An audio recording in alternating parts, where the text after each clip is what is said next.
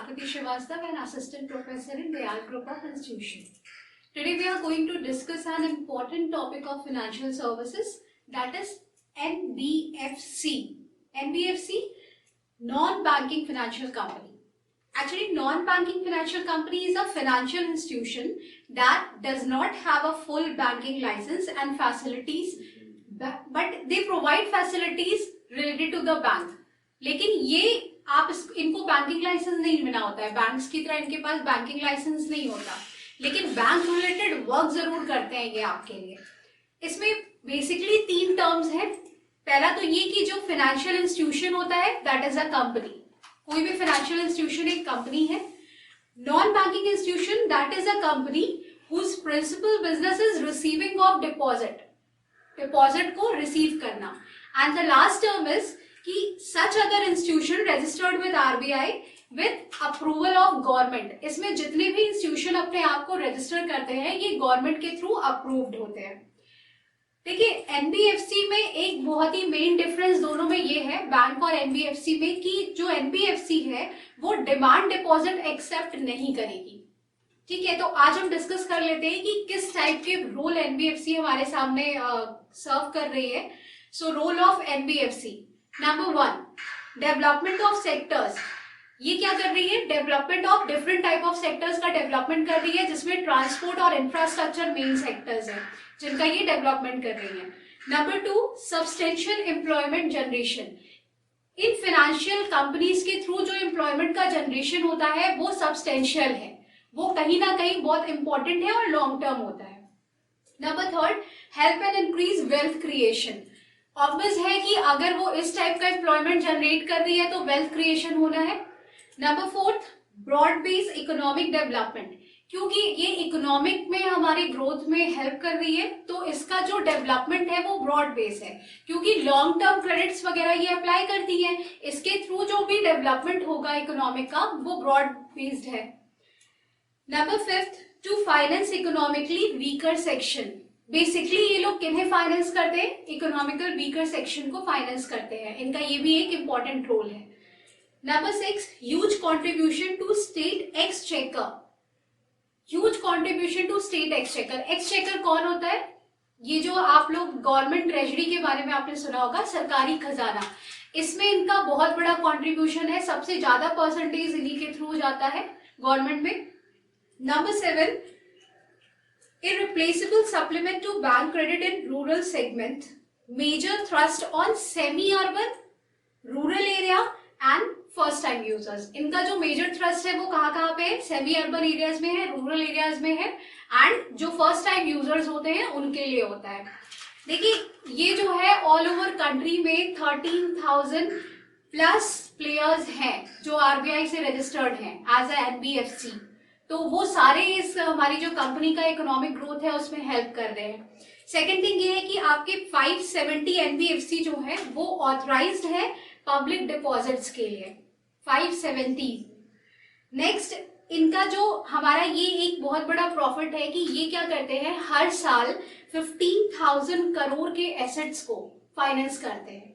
तो NBFC that's why एक बहुत बड़ा रोल प्ले कर रहा है हमारी गवर्नमेंट सेक्टर्स में, हमारे गवर्नमेंट ट्रेजरी में। तो दैट्स वाई इकोनॉमिक ग्रोथ का एक बहुत अच्छा तरीका है एनबीएफसी, जिसे गवर्नमेंट भी प्रमोट करती है।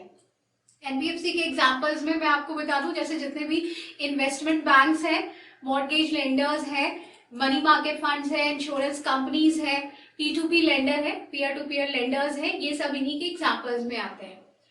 Now we will discuss how these NBFCs helping in economic development. So number 1, mobilisation of resources. ये जितने भी रिसोर्सेज होते हैं उनका मोबिलाइजेशन करती है। It converts savings into investment. जितने बड़े इन्वेस्टर्स हैं उनकी सेविंग को इन्वेस्टमेंट में कन्वर्ट करती है। Number 2, capital formation. Capital formation ये क्या करती है? कंपनीज के कैपिटल स्टॉक्स को इंक्रीज करती है, कैपिटल को इंक्रीज कर रही है किसी भी कंपनी के।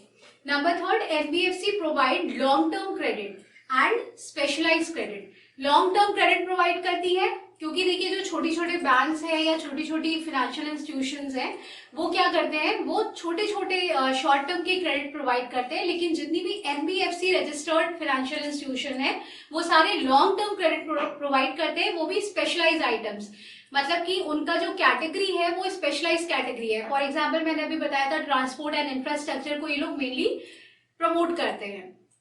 Next number 4, aid in employment generation.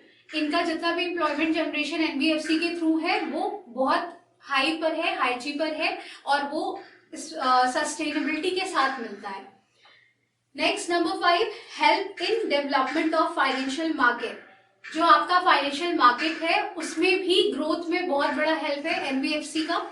Number 6, helps in attracting foreign grants. जितने भी फॉरेन ग्रांट्स हैं हमारे वो गवर्नमेंट सेक्टर्स के थ्रू अट्रैक्ट नहीं होते, बट एनबीएफसी के क्योंकि इंटरेस्ट रेट्स और जितनी भी रूल्स एंड रेगुलेटरी हैं वो गवर्नमेंट के हिसाब, गवर्नमेंट जो हमारे फॉरेन के हिसाब से बहुत ज्यादा ठीक है, दैट्स वाई जितने भी हमारे फॉरेन ग्रांट्स हैं वो इनको एक्सेप्ट करते हैं और वो इन्हीं के थ्रू आना चाहते हैं।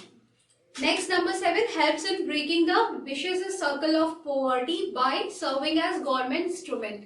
जो हमारे पुअर सेक्टर्स हैं, मतलब गरीब हैं, गरीब जनता है, गरीब स्टार्टअप है, वो करना चाहते हैं, अपना कोई स्टार्टअप करना चाहते हैं, तो गवर्नमेंट इंस्ट्रूमेंट की तरह उनके लिए काम करता है एनबीएफसी। जितनी भी एनबीएफसी है वो उनको हेल्प करती है पूरी तरह से अपना स्टार्टअप या अपना बिजनेस को ऊपर करने में।